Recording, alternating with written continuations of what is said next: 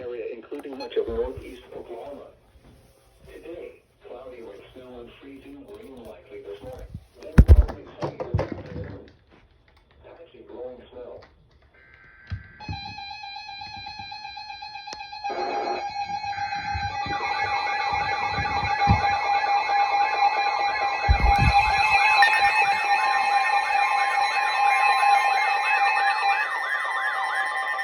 The National Weather Service in Tulsa has issued a snow squall warning for Central Rogers County. Oh, that one actually got it. Northern Mays County in northeastern Oklahoma until 11:15 a.m. Central Standard Time.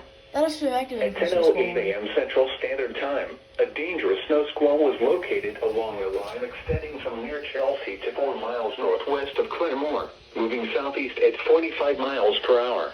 Oh, it's coming straight Expected for me. hazards include extremely poor visibility in snow and blowing What else has snow. been activated? Wind gusts greater than 35 miles per hour. This is a radar-indicated threat.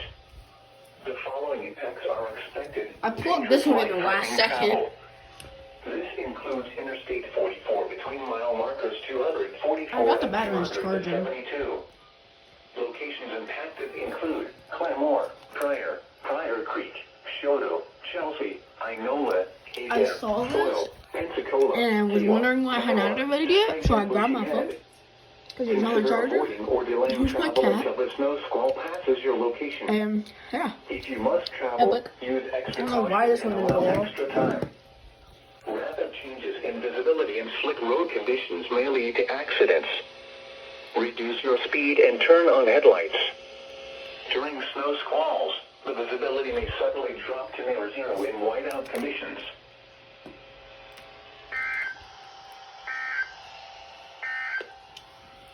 The forecast for the Tulsa area, including Man, that's much of crazy. northeast Oklahoma,